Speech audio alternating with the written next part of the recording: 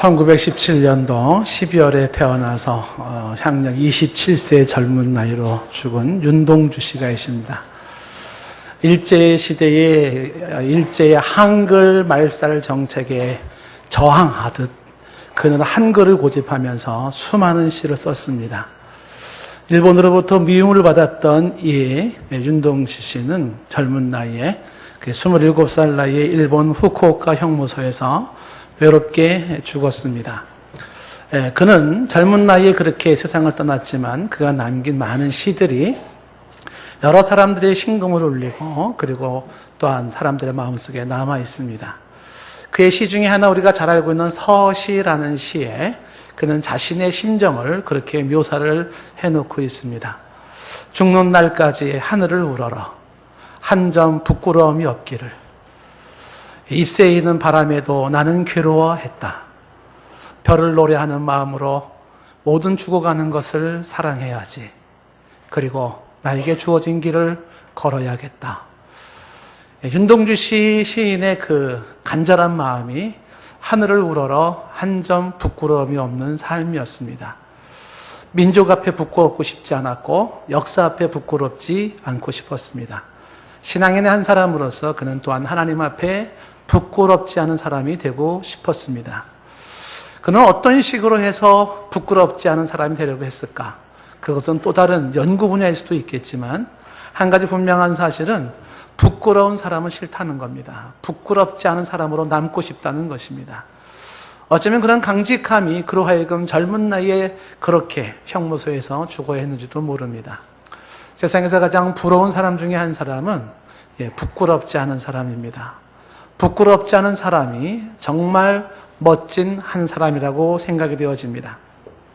사람들 앞에서 부끄럽지 않고 역사 앞에 부끄럽지 않고 하나님 앞에 부끄럽지 않고 양심에 부끄럽지 않은 사람이 있다면 그 사람은 정말로 멋진 사람이고 그 사람은 감동적인 사람입니다. 부끄럽지 않으려고 싸워야 했던 자기와의 싸움이나 세상의 유혹과 욕망과 싸우고 그리고 자기 자신을 지키려고 했던 몸부림이 있는 그 삶의 흔적이 있을 것이기에 그런 사람들은 존경스럽고 좀 더 심하게는 경외감까지 느낄 만큼 숭고하게 느껴지기도 합니다. 우리가 살아가면서 많은 관심을 둘 것들이 있지만 그 중에 하나가 바로 이것 아니겠습니까? 부끄러운 사람이 되지 말자. 부끄러운 사람으로 남지 말자. 만약에 이런 생각을 갖는다면 그것은 아주 훌륭한 생각이요 정신이라고 생각이 되어집니다. 사람 중에는 유독 부끄러운 사람이 있어요. 그런가 하면 어떤 사람은 정말 자랑스럽고 떳떳한 사람도 있습니다. 살다 보면 내 자신도 부끄러울 때도 있고요. 그리고 또한 부끄럽지 않을 때도 있습니다. 문제 중에 하나는 부끄러움을 부끄러움으로 여기지 않는 것도 문제고요. 부끄러워하지 않아도 되는 것을 부끄러워하는 것도 문제라면 문제일 수 있을 것입니다. 부끄러움의 미학이라는 게 있더라고요. 부끄러움의 미학. 여기서 강조하는 게 뭐냐면 부끄러움을 아는 사람이 되라를 강조해요. 그래서 부끄러움을 아는 사람과 부끄러움을 모르는 사람을 비교를 합니다. 부끄러움을 아는 사람은 순수함이 남아있는 사람이요.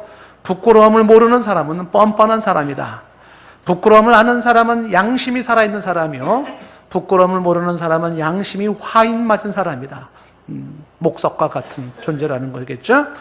부끄러움을 아는 사람은 자기 반성이 있어 발전적인 사람이지만 부끄러움을 모르는 사람이라면 자기 반성이 없어 발전도 없는 사람이라는 겁니다. 부끄러움을 아는 사람은 겸손한 사람이지만 부끄러움을 모르는 사람이라면 교만한 사람이라고 이야기를 하는 것입니다. 부끄러운 것을 부끄러워하는 것, 그런 사람은 그나마 좀 낫다라고 하는 것입니다. 부끄러움을 부끄럽게 여기지 않는 게 더 부끄럽다, 이렇게 생각이 되어지는 것입니다.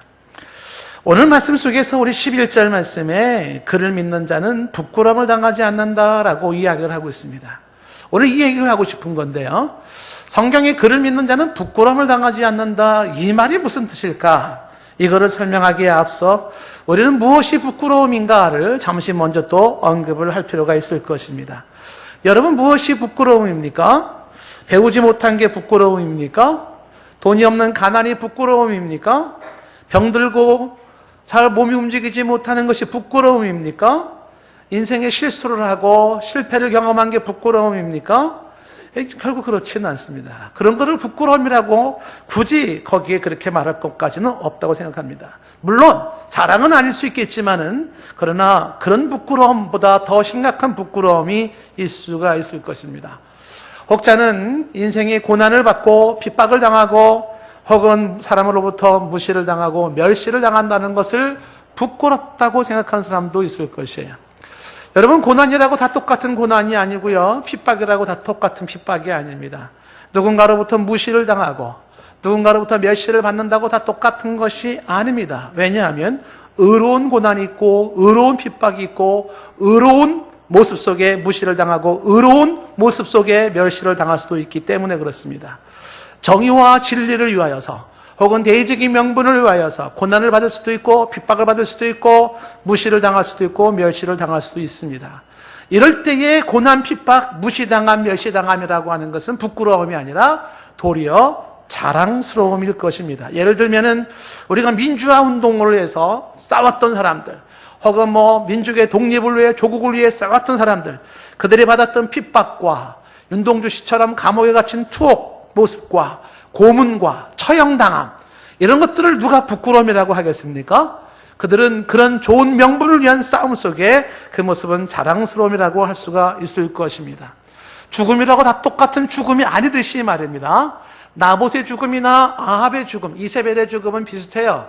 같이 이스라엘이라고 하는 것이 던져지고 개들이 와서 피를 빨아먹는 게 비슷할지 모르지만은 그러나 그의 죽음은 근본적으로 다르지 않습니까? 하나의 죽음은 순교요, 또 다른 죽음은 죄에 대한 형벌과 저주의 죽음이었다는 것이죠. 똑같지 않습니다. 그러므로 고난 자체가 부끄러움도 아니고 핍박받는 게 부끄러운 것도 아니에요. 누군가로부터 무시를 당하고 있다, 누군가로부터 멸시를 당하고 있다, 그 자체가 부끄러움은 아닙니다. 그렇다면 정말 부끄러움이 무엇일까? 라고 한다면 아마 거짓말하는 것, 남을 속이는 것, 유치한 행동을 하는 것, 범죄 행동을 행하는 것, 이것이 부끄러움일 거예요. 부정한 방법으로 승승장구하는 것, 이게 부끄러운 것이죠. 부끄러운 A학점 있죠. 정직한 B학점이 있단 말이죠. 그런 부끄러운 부정한 모습이 부끄러움이라고 말할 수 있을 것입니다. 오늘 이 시간에 제가 여러분 부끄러움에 대한 설교를 하면서 먼저 축복하고 싶습니다. 저와 여러분의 인생이 부끄럽지 않은 인생이 되기를 축복합니다. 우리의 삶이 부끄럽지 않기를 원합니다. 어떻게 우리가 부끄럽지 않은 사람이 될 수 있을까? 일반적으로 사람들은 말을 할 거예요. 부끄럽지 않으려면 정직해야 한다, 정도를 고집해야 된다, 다른 사람에게 피해를 주지 말아야 된다, 다른 사람을 존중해야 된다, 정의와 공의를 붙잡아야 된다, 이타적인 삶을 살아야 된다 등등 이야기를 할 겁니다. 이런 삶의 자세, 이런 삶의 가치관 아주 중요합니다. 놓치지 말아야 할 것이죠. 그러나 이런 삶에 보다 더 근본적이고 보다 본질적인 그러한 추구해야 될 것이 있다는 거죠. 부끄러움을 당하지 않은 삶을 위해서 보다 근본적이고 보다 본질적인 문제가 있다는 것입니다. 영원히 부끄럽지 않은 자로 남을 수 있는 문제, 어떻게, 어디에서 가능할 수 있을까? 오늘 이야기는 이 얘기를 좀 해주고 있는데요, 성경에서 어떻게 얘기하고 있는지를 한번 주목해 보기를 원합니다. 11절 말씀에, 오늘 11절 말씀에 말하기를 성경에 이르되 누구든지 그를 믿는 자는 부끄러움을 당하지 아니하리라 라고 말씀을 합니다. 자, 이 이야기, 비슷한 이야기가 앞에 9장에서도 한번 또 언급이 됐습니다. 9장 33절 말씀에 가면 거기 이렇게 되어 있죠. 기록된 바 보라 내가 걸림돌과 거치는 바위를 시온에 두노니 그를 믿는 자는 부끄러움을 당하지 아니하리라. 자, 그를 믿는 자가 부끄러움을 당하지 않는다는 말을 반복해서 쓰고 있습니다. 지금 이 성경에서 말하고 있는 그를 믿는 자는 부끄러움을 당하지 않는다고 했는데 이 말의 뜻이 뭘까? 이 말의 의미는 무엇일까? 자, 그거를 좀 설명을 좀 하도록 하겠습니다. 지금 이 앞에 있는 9장 33절이나 10장 11절의 인용은 이사야서 28장 16절의 인용입니다. 자, 여러분 성경, 구약 성경 이사야 28장 16절을 한번 펴보시겠어요? 거기를 보고 다시 로마서로 돌아오도록 하겠습니다. 성경 찾기가 불편하신 분들은 스크린을 보시고 성경을 찾을 수 있는 분들은 이사야서 28장 16절 말씀을 펴보시겠습니다. 성경에서 부끄러움을 어떻게 설명하고 있는지도 한번 보면서 어떤 배경에서 이런 얘기가 나오게 됐는지를 주목해 보겠습니다. 자, 16절 말씀에 그러므로 주 여호와께서 이같이 이르시되 보라 내가 한 돌을 시온에 두어 한 돌을 시온에 둔답니다. 시온, 자이온. 자, 그리고 거기에 기초를 삼았으니 곧 시험한 돌이요. 이 시험한 돌이라는 건 시험을 거친 돌이라 확실하다는 뜻을 말하는 거죠. 그 돌은 귀하고 견고한 기초돌이라고 말합니다. 그것을 믿는 이는 이 돌을 믿는 자는 이렇게 되는 거죠. 다급하게 되지 아니하리라 라고 말하고 있습니다. 이 다급하게 되지 않는다는 것이 우리 신약성경에서 부끄러움을 당하지 않는다라고 표현을 합니다. 자, 다급하게 되지 않는다. 이 내용을 공동번역 성경을 참고로 한다 그러면 또 다른 번역 성경이 이렇게 설명을 하고 있어요. 제가 한번 읽어보겠습니다. 그러므로 주 야훼께서 이렇게 말씀하신다. 보아라, 내가 시온에 주춧돌을 놓는다. 값진 돌을 모퉁이에 놓아 기초를 튼튼히 잡으리니 이 돌을 의지하는 자는 마음 든든하리라. 마음 든든하리라. 부끄러움을 당하지 않는다라는 게 다급하지 않는다, 마음이 든든하다라고 표현을 했고요. 또 흥미로운 것은 영어 성경 NIV 영어 성경이 있어요. New International Version이라고 하는 영어 성경이 두 개가 처음에 나왔던 1800년도, 그러니까 1984년도에 나왔던 그 영어 성경에는 이 부끄러움을 당하지 않는다. 이거를 뭐라고 설명하냐면, 놀라지 않는다. 이런 표현을 썼어요. 놀라지 않는다. Will be dismayed. 이렇게 놀라지 않는다. 그리고 이제 2011년 NIV 영어 성경에는 뭐라고 되어 있냐면, 공황 상태에 빠지지 않는다. 이렇게 표현을 했습니다.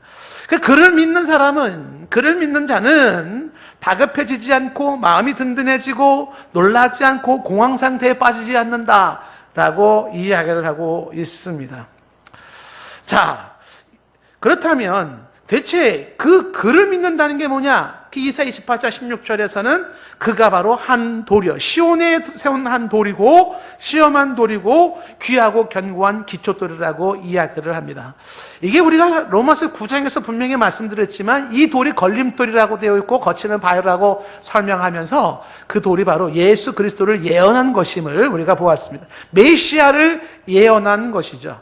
자, 그런데 지금 이사야서 28장 16절 말씀에 이 돌을 믿는 자가 궁극적으로 그리스도인데 메시아, 그리스도 예수를 믿는 그리스도를 믿는 자가 당황하게 되지 않고 다급해지지 않고 마음이 든든해지고 공황 상태에 빠지지 않고 부끄럽게 되지 않는다. 이야기를 하는 것인데 왜 이런 얘기가 나왔는가? 자, 그것이 이제 이사야 28장 15절 말씀과 연결시켜서 보면 그 이유가 확연하게 드러납니다. 이사야 28장 15절은 거짓된 그런 종교 지도자들의 이야기입니다. 당시에 이스라엘 당시에 거짓된 종교 지도자들이 뭐라고 말을 했냐면 15절에 이렇게 말을 하는 거죠. 너희가 말하기를 뭐라고 말을 했냐면 우리는 사망과 언약을 맺었고 스올과 맹약을 했다는 겁니다. 그렇기 때문에 넘치는 재앙이 밀려올지라도 우리에게 미치지 못한다고 얘기를 하는 거예요. 거짓된 종교 지도자들이 얘기하는 사망과 언약을 했다라고 하는 것은 사망과 계약을 맺었다. 어떤 회사와 회사끼리 계약 체결을 한 게 아니라 죽음이라고 하는 사망과 계약 체결을 맺었다. 그리고 스홀과 맹약했다. 이 스홀을 공동번 성경에는 저승이라고 말해요. 저승과 협정을 맺었다. 이렇게 말하고 있어요. 그러니까 스홀이나 사망이나 같은 죽음을 의미하고 있는데 저주받은 건데 그 사망과 그 스홀이라고 하는 저승과 계약을 맺고 협정을 맺었다는 거예요. 그렇기 때문에 가장 무서운 저승사자가 등장하는 그 저승과 계약을 맺었기 때문에 우리에게 넘치는 재앙이 온다 할지라도 그것이 우리에게까지는 오지 않는다. 왜? 우리는 다 계약관계를, 사망과 계약관계를 맺었고 스홀과 계약관계를 맺었기 때문이라는 것입니다. 그러면서 이 15절 말씀에 바로 이것이 거짓을 우리의 피난처로 삼은 것이고 허위 아래에 우리를 숨긴 것이라고 이야기를 합니다. 이스라엘의 거짓된 종교 지도자들이 이야기하는 게 뭐냐면 이스라엘은 사망과 계약을 맺고 스올과 협정을 맺음으로써 이들은 거짓과 허위 아래서 거기에 그들은 피난처로 삼고 거기에 자신을 숨겼다라고 말합니다. 이사야서 28장 15절 말씀을 좀 더 당시의 상황을 구체적으로 얘기한다면 이런 거예요. 당시 사람들은 우리에게 가장 큰 힘이 되고 강대국이 애굽인데 우리는 애굽과 협정관계, 동맹관계를 맺었다는 겁니다. 그렇기 때문에 아수르라고 하는 대제국이 쳐들어온다 할지라도 괜찮아, 걱정하지 마 라고 말을 했다는 거예요. 그 애굽과의 이 동맹관계 체결을 그걸 뭐라고 설명했냐면 사망과의 언약과 스올과의 맹약, 가장 강한 자와 언약을 맺었다라는 겁니다. 그렇기 때문에 그 어떤 공격도 우리는 흔들 수가 없고 우리는 견고히 선다. 한마디로 말하면 그 어떤 것에 의해서도 우리는 부끄러움을 당하지 않는다. 이렇게 설명을 했다는 겁니다. 당황할 일이 없다. 공황 상태에 빠질 일이 없다. 왜? 우리는 애굽과 동맹관계다. 이렇게 된 거야. 우리는 사망과 협력을 맺었고 그 저승과 우리는 그런 계약을 맺은 상태다. 라고 얘기를 했다는 겁니다. 자, 그런데 그토록 믿고 의지하는 그 애굽이 이스라엘을 보장을 합니까? 그렇게 당당하게 말하고 있는 그 애굽이 이들의 안전을 지켜줍니까? 그렇지 않다는 거예요. 아주 당당하게 최고의 권력, 최고의 힘, 최고의 능한 자와 협력을 맺었고 말하고 있지만 이 모든 것들은 거짓이고 이 모든 것들은 허위예요. 거짓과 허위로 나를 묶는 거야. 마치 안전띠를 묶었는데 다 끊어지는 불탄 그런 지푸라기 같은 거로 나를 묶은 거야. 그렇게 묶어놓고서 야, 걱정하지 마, 사고 나도 이 안전띠가 너를 지켜줄 거야. 그 안전띠가 다 썩어지고 끊어지는 것들에 불과한 건데 그렇게 얘기를 하더라는 것입니다. 누가? 종교 지도자들이 그랬다는 거예요. 그래서 이 15절 말씀에 이어서 그 다음에 나온 오늘 16절 말씀에 이사야 16장 28절 16절 말씀에 이렇게 나오는 거죠. 그렇기 때문에 주 여호와께서 지금 이렇게 말하는 거죠. 그런 게 지금 우리가 붙잡고 의지할 게 아니라는 거예요. 뭐예요? 보라, 내가 한 돌을 시온에 두었다는 거죠. 이 돌을 두어 기초를 삼게 했는데 이 돌은 시험을 통과한 돌이에요. 귀한 돌이에요. 견고한 기초 돌이에요. 이 돌을 믿는 자, 이 돌을 붙잡는 자, 이 돌 위에 서 있는 자, 이들이 다급해지지 않아요. 이들이 부끄러움을 당하지 않는다. 왜? 그 돌이 그들을 붙잡아주고 그 돌이 그들의 생명을 지키고 그 돌이 그들을 안전하게 보호할 것이기 때문이라는 거예요. 그러니 그 돌을 붙잡아라. 그 돌을 믿어라. 이렇게 이야기를 하고 있는 것입니다. 그 돌이 누구를 의미하는 거라고요? 예수 그리스도를 의미하는 거예요. 자, 여러분, 지금 이 이사야서의 말씀을 설명하기 위해서 우리가 종종 드는 예를 들 수가 있어요. 두 종류의 집이 있습니다. 두 종류의 빌딩이 있습니다. 하나의 이 집은 거짓과 허위라고 하는 것에 기초를 두고 그 집을 세웠어요. 자, 이 집, 이 건물, 또 하나의 건물 집은 뭐냐면 그거는 이미 시험을 거치고 귀하고 견고한 기초석 위에, 소위 말하는 반석 위에 이 집을 세웠고 건물을 세웠습니다. 어디에 세운 집이 부끄러움을 당하지 않을까요? 어디에 세운 집이 부끄러움을 당할까요? 이 이야기는 예수님께서도 마태복음 7장에서 설명을 한 바가 있습니다. 마태복음 7장 24절에 예수님이 이렇게 말씀했어요. 그러므로 누구든지 나의 이 말을 듣고 행하는 자는, 예수님의 말을 듣고 행한다는 것은 전제가 뭐냐면 예수 그리스도를 믿는 자를 말하는 거예요. 예수 그리스도를 진실로 믿는 자는 이렇게 되는 거죠. 예수 그리스도를 진실로 믿는 자는 그 집을 반석 위에 지은 지혜로운 사람이에요. 그래서 이어지는 25절 말씀에 비가 내리고 창수가 나고 바람이 불어 그 집에 부딪히지만 그 집은 무너지지 아니해요. 이는 주초를 반석 위에 놓았기 때문입니다. 그런데 반대로 26절 말씀에 나의 이 말을 듣고 행치 않는 자, 바꿔 말하면 예수 그리스도를 진실로 믿지 않는 자예요. 예수님을 믿지 않는 자, 그를 의지하지 않는 자는 그 집을 모래 위에 지은 어리석은 사람과 같아요.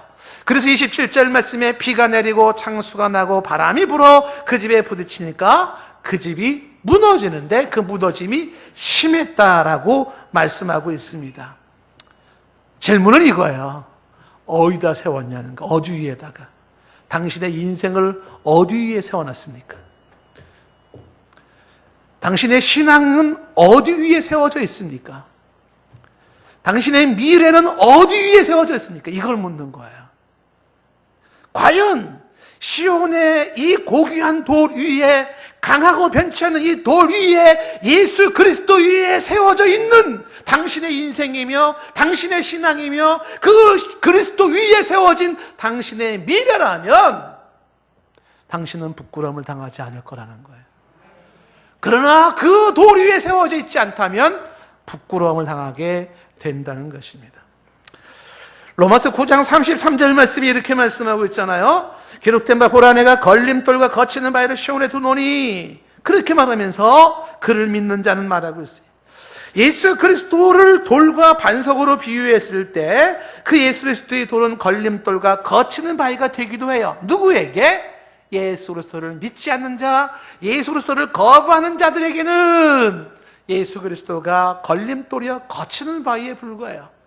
그 예수 그리스도가 거창스러워요. 그 예수 때문에 말이야. 내 생활이 너무 그냥 이렇게 제동이 너무 심하고 예수 때문에 내가 불편해 죽겠어. 누군가에게는 그 예수 그리스도가 걸림돌과 거치는 바위에 불과해요. 그런데 또 다른 누군가에게는 그 돌은 인생의 기초석이요, 지배의 기초석이요, 집을 씌우는 머릿돌이요, 나를 가장 견고하게 세워주고 내가 결코 간과할 수 없고 소홀히 여길 수 없는 나의 반석 되시는 거예요. 9장 33절에 말하기를 누군가에겐 걸림돌과 거치는 바위에 해당되는 예수 그리스도, 그를 시온에 두노니, 메시아를 그에게 두었노니 그를 믿는 자, 즉 이 바위 되시는 예수 그리스도를 믿는 자에게는 부끄러움을 당하지 아니하리라. 당황스러워지지 않고 공황에 빠지지 않고 혼란스러워지지 않고 라고 말씀하고 있는 것입니다. 내 인생은 어디에 세워져 있나? 나의 삶의 근거는 무엇인가? 나는 어디에 세워진 나의 인생의 집인가? 내 신앙은 어디 위에 세워져 있는가? 어디에 근거를 두고 내 신앙에 세워져 있는가? 내 미래는 어디에 근거를 두고 있는가? 라고 하는 것이에요. 사람이 살면서 인생이 깨지고 상처 입고 인생이 얼룩지고 인생이 더럽혀질 수 있어요. 혹은 어떤 인생은 남보라는 듯이 성공적이고 문제도 없고 아주 승승장구하고 형통해 보이고 잘 나가는 인생처럼 보일 수도 있어요. 그 어떤 인생일지라도 그리스도 위에 세워져 있지 않다면 그는 결국 부끄러움을 당하게 될 거예요. 그러나 그 어떤 인생일지라도 그리스도 위에 세워진다면 결국 부끄러움을 당하지 않게 될 것입니다. 자, 왜 예수 그리스도를 믿는 자는 부끄러움을 당하지 않는다고 말을 할까요?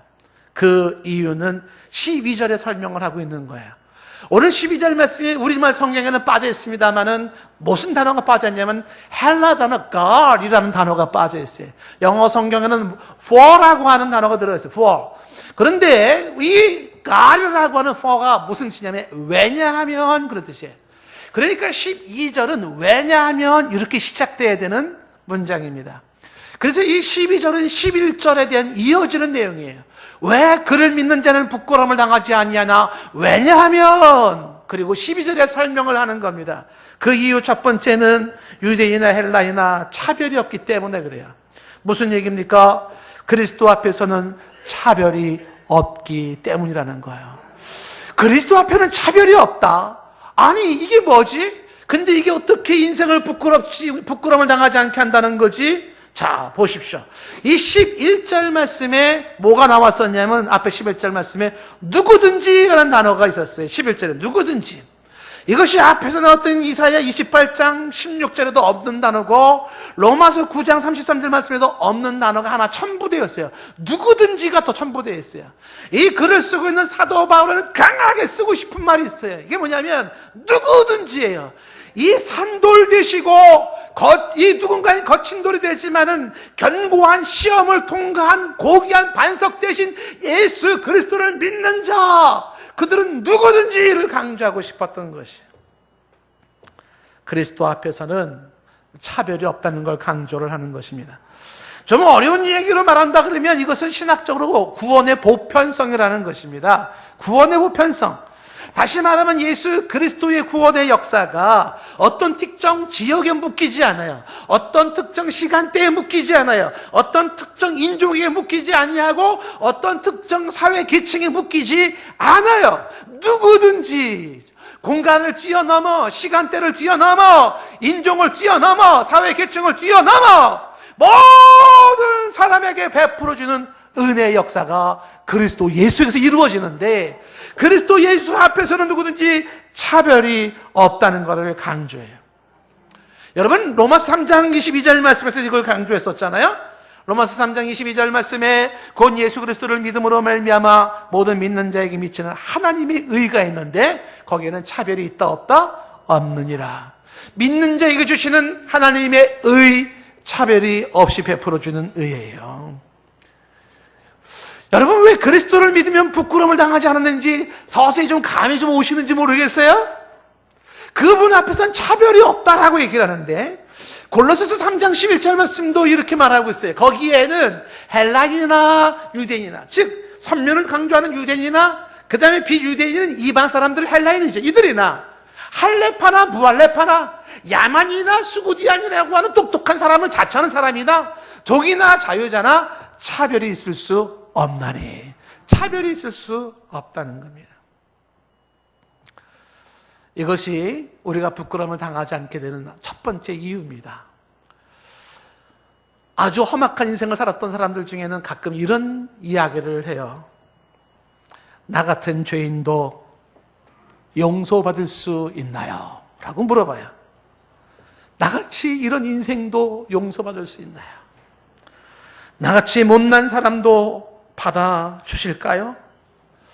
나같이 초라한 사람도 받아주실까요? 나같이 병든 사람도 받아주실까요? 나같이 못 배우고 가난한 사람도 받아주실까요?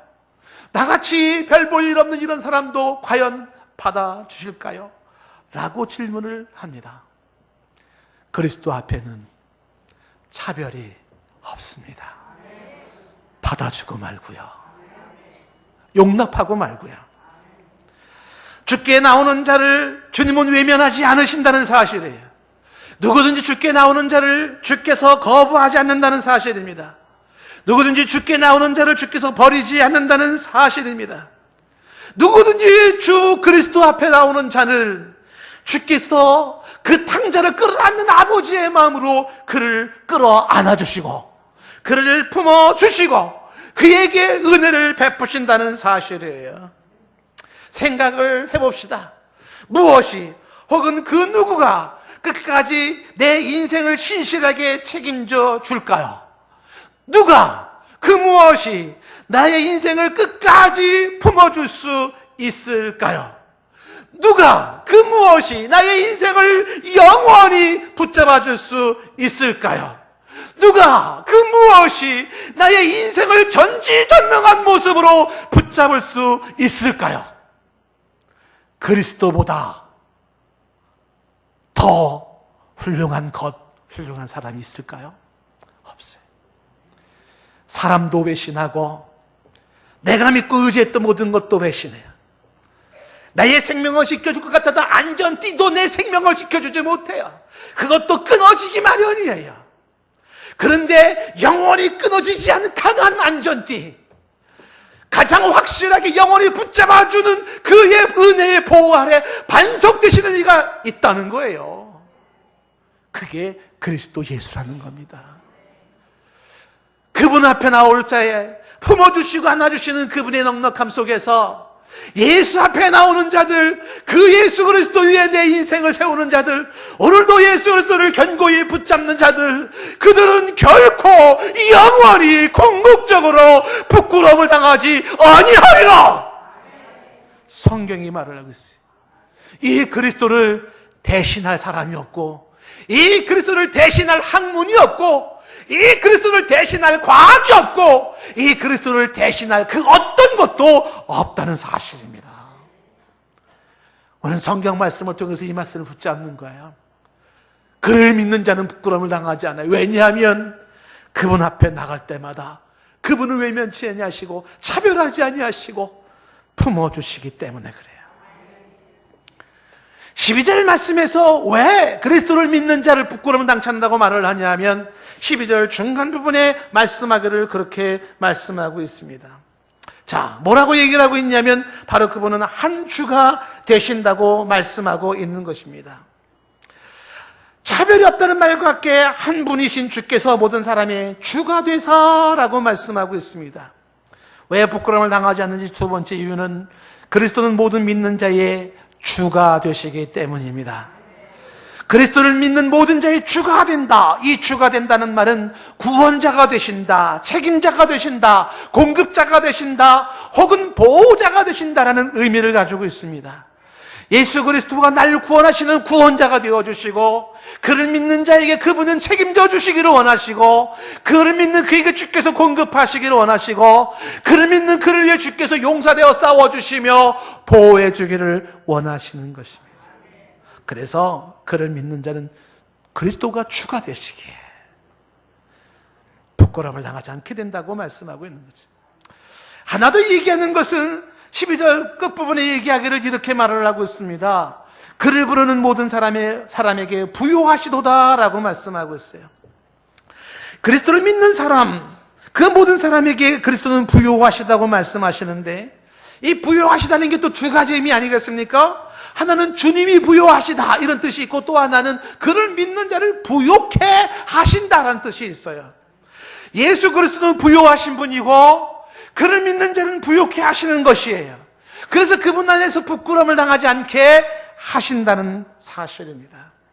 주 예수 그리스도의 은혜는 부요하여 결코 부족함이 없어요. 주 예수 그리스도의 은혜는 부요하여 다함이 없어요. 모자람이 없어요. 그의 은혜는 늘 넉넉함이 있어요. 그리고 그를 믿는 자를 부요케 하시되 주께서 영육간에 부요케 하시고 풍성케 하시는 겁니다. 요한복음 10장 10절 말씀, 우리가 잘 아는 말씀 아닙니까? 요한복음 10장 10절에 도둑이 오는 것은 말이에요, 도둑질하고 죽이고 멸망시키려는 거예요. 그런데 예수님이 이 땅에 오신 것은 말이에요, 저와 여러분들 양들로 하여금 생명을 얻게 하고 더 풍성히 얻게 하려는 사실입니다. 예수 그리스도가 우리에게 생명을 주시기 위해서 더 풍성케 하시기 위하여 이 땅에 오신 줄로 믿습니다. 그러므로 그를 믿는 자는 주 안에 생명을 누리고 풍성함 속에 부끄러움을 당하지 않게 된다고 말씀하고 있습니다. 제 설계의 요지는 이 그리스도를 붙잡는 게 얼마나 중요한 거냐, 그리스도 위에 세운 인생이 얼마나 소중하냐, 이걸 지금 강조하는 것인데, 고린도서 8장 9절 말씀에서도 이렇게 말씀하고 있어요. 우리 주 예수 그리스도의 은혜를 너희가 알거니와, 그리스도의 은혜를 너희가 알아요. 부요하신 이로써, 그는 부요하신 이로써 너희를 위하여 가난하게 되심은 그의 가난함으로 말미암아 너희를 부요하게 하려 하심이라. 주의 은혜로 말미암아 부요케 하시는 은혜가 우리에게 있다는 사실입니다. 예수 그리스도를 믿음으로 우리가 부끄러움을 당하지 않는다는 또 하나의 이유는 13절에 구원이 거기서부터 오기 때문에 그래요. 주의 이름을 부르는 자는 구원을 얻는다라고 했는데 구원이 그분으로부터 오기 때문에 그렇습니다. 이 내용은 다음 주에 제가 설교를 이어서 좀 강조를 좀 하도록 하겠습니다. 오늘 제가 여러분에게 말씀드리는 것은 오늘 10절 말씀에, 11절 말씀에 말하고 있는 것처럼 그를 믿는 자는 부끄러움을 당하지 않는다는 이 사실을 강조하는 거예요. 여러분, 예수 그리스도를 믿는 자는 부끄러움을 당하지 않을 줄로 믿습니다.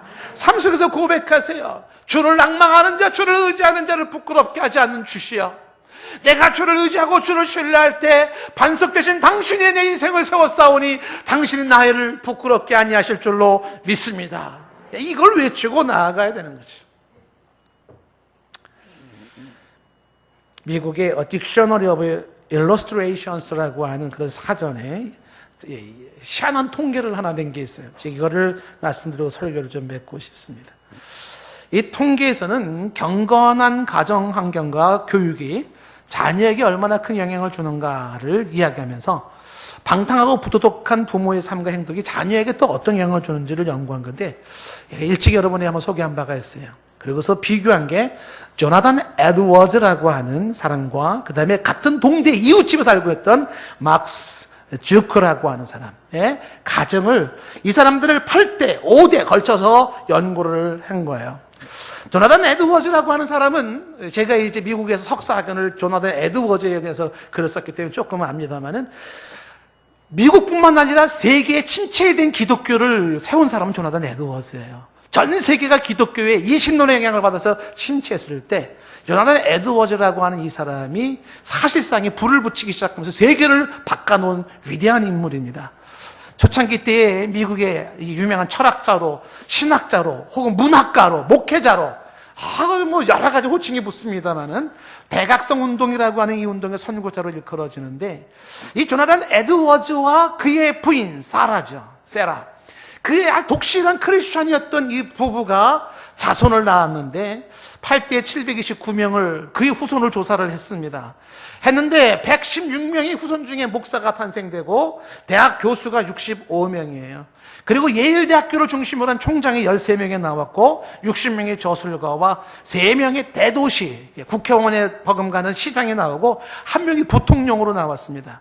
주지사가 13명이고 장관급 차관급 공무원이 82명 나오고 변호사가 149명, 판검사가 48명, 의사가 68명, 사업가가 75명, 발명가가 25명, 25명이라고 되어 있습니다.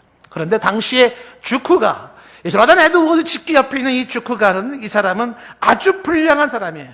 부도덕한 사람입니다. 그가 자신과 비슷한 처녀와 결혼을 해서 자녀를 낳았어요. 26명의 자녀를 낳았는데 그 중에 26명 중에서 정상인이 20명에 불과해요. 300명은 일찍 죽었고 100여 명이 13년간의 감옥 생활을 했던 사람이고 200여 명의 여자들의 창녀로 지냈어요. 100여 명은 알코올 중독자로 지냈다는 거예요. 그리고 이 주크 가족, 이들을 통해서 미국 정부가 쓴 돈이 100만 달러가 넘네요. 100만 달러가. 국고를 소비했다라고 하는 것입니다. 자, 이것이 강조되는 것은 뭐냐면 부끄러움을 당하지 않게 하시는 하나님의 역사가 어디를 중심으로 해서 나눠줄지를 말해주고 있는데 이거를 KBS에서 취재한 게 있어서 동영상을 좀 보여드리도록 하겠습니다. KBS 1방송에서 취재를 했는 특파원이 근데 이게 방송이 공영방송이기 때문에 신앙적인 면에 포커스를 두지 아니하고 그 신앙의 결과로 나타난 무슨 뭐 사랑, 뭐 부부간에 뭐 이런 걸로 좀 포커스를 맞추긴 했지만 한번 그 동영상을 좀 보도록 하겠습니다. 미국을 움직이는 인물들을 줄줄이 배출하고 있습니다. 이 집안이 정치, 경제계와 법조계는 물론 학계와 종교계에 이르기까지 수백 명의 인재를 두루 배출할 수 있었던 배경이 무엇이었을까요? 이 집안의 위대한 유산은 다름 아닌 가족 간의 사랑이었습니다. 취재 황상무 특파원입니다. 미국 매사추세츠의 작은 도시 노브턴턴. 도시 한가운데 고색 측면한 교회가 서 있습니다. 교회 앞에는 250년 전 이곳에서 목회를 했던 한 목사의 이름이 있고 교회 안에는 많이 구조가 걸려있습니다. 조나단 에드워즈. 그는 초기 미국 교회에서 가장 우뚝 솟은 인물입니다.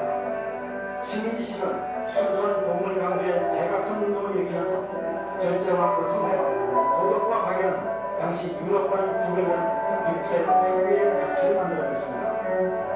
The ministry that he had here in Northampton reached the far corners of the world because what he did here during the Great Awakening captured the imagination of church leaders around the world. 그런데 미국의 일본인들에게 조나단은 목사로서보다는 그의 부인 사라와 더불어 위대한 가문을 이은 인물로 더 잘 알려져 있습니다. 교회에서 멀지 않은 이 집에서 조나단은 11명의 자녀를 두게 되는데 이때부터 미국을 움직이는 위대한 인물들이 줄줄이 태어나는 것입니다. 지금까지 판결을 들어오면서 부통령이 나왔고 중지사가 3명, 대학 총장이 13명, 그리고 600만 이상의 대도시 시장이 3명, 장차관급 공무원이 82명, 변호사가 149명, 판검사 48명, 목사가 116명, 의사가 68명, 교수가 65명, 세계적인 사업가가 75명, 뛰어난 발명가가 25명이 탄생했습니다. 무엇이 이 가문을 이렇게 만든 것일까? 교회 목사는 우선적으로 그의 신앙심을 뽑았습니다. Well, first of all, he was a man of deep faith, and a 무엇보다도 그는 깊은 신앙심을 가진 사람이고 하나님을 깊게 신뢰했습니다. 교육을 들었습니다. 조나단은 7명의 딸들에게도 아들과 똑같은 교육을 시킨 것으로 유명합니다. 마지막으로 예상치 못한 답변이 하나 더 나왔습니다. it's not just education. 단순히 교육이 아니라 사랑의 마음입니다. 자녀들을 사랑의 분위기 속에서 키우는 겁니다. And raising your children in an atmosphere of love. 취재진은 조나단이 태어난 것부터 그의 발자취를 더듬어 보기로 했습니다. 소련이 넘어간 후에 코나티컷의 한 작은 시골 마을 그의 생가를 찾았습니다. 조나단은 원래 이 자리에 있었던 작은 시골 교회에서 태어났습니다. 그의 아버지 티모시가 세운 이 작은 시골 교회에서 조나단은 어린 시절 보내면서 그의 평생의 밑거름이 된 독실한 신앙심과 그리고 인간에 대한 애정을 키우면서 자라왔습니다. 시골 이 작은 마을에도 그의 가족사는 전쟁처럼 남아있었습니다. 티모시 에드워즈의 이름을 딴 중학교가 세워져 있습니다. 왜냐하면 그는 여성들이 읽고 쓰는 것을 아는 게 흔치 않던 시대에 딸들을 교육시키는 생각을 자랑스러워했기 때문입니다. 그 자신도 11명의 형제들과 어울리며 컸습니다. 이어서 그는 6살에 라틴어를 공부하고 13살은 히브리어와 그리스어를 완벽하게 구사했다고 합니다. 모르템프턴의 교회에서 차로 10여분 떨어진 미국식 공동묘지. 조나단과 사라의 표석이 서 있고 그의 11명 자녀들과 후손들의 무덤이 있는 곳입니다. 마침 한국의 교회 관계자 몇 사람이 조나단의 가족 묘지를 찾았습니다.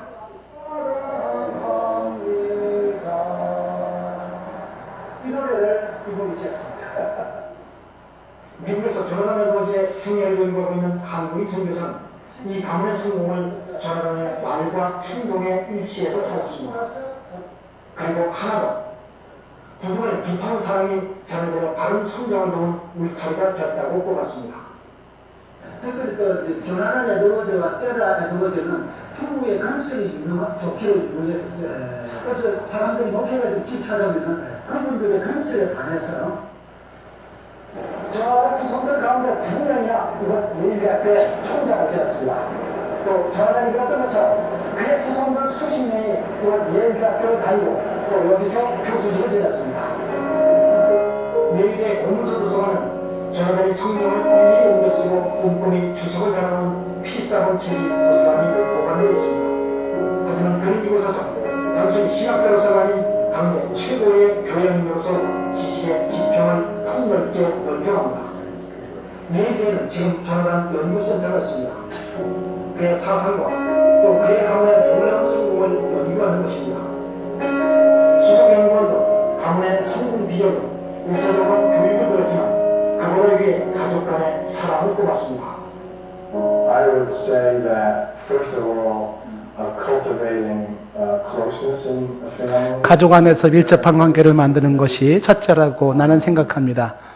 조나단 자신에게도 사랑하는 부모가 되는 일이 아주 중요하다고 생각했습니다. 가문과 정반대로 대대로 범죄자와 마약 중독자라고 가르친 주스라는 가문과 츠크가 5대에 걸쳐 후손 2240명 중에 정상생활한 자는 20명에 불과합니다. 부부간의 사랑을 강조했습니다. He and his wife had a very loving. 조나단과 사라는 아주 강한 유대를 가지고 있었습니다. 그는 이것을 정신적으로 중요하게 생각했습니다. 그만큼 중요한 것이죠. 아버지와 어머니의 사이와 이런 결합은 그들이 아주 가깝게 여기는 전체 가족의 분위기를 만드는 데 도움이 되었습니다. 그리고 최고 명문가의 비결, 독실한 신앙과 교육의 주장, 그리고 이보다 위에 가족간의 사랑, 특히 부부간의 감사에 있어서는 그의 후손들과 이를 영위한 전문가 제과, 심지어 교회까지 인정하고 있었습니다. 당대는 연배가 없는 것 같은데 갈수록 연배가 커져가지고 정말 세계의 위대한 가문이 되는 걸 보니까 10년대로 거듭난 걸 세계 제1의 세계학교와 조기유학, 기독교 하나만의 세계적으로 지독한 교육열등이 몰아치는 우리 사회에 조던과 사랑은 엄마 아버지의 사랑이 아이들을 크게 만들고 가문을 기대하게 만든다는 지극히 평범하고 놀라운 사실을 일깨워 주고 있었습니다.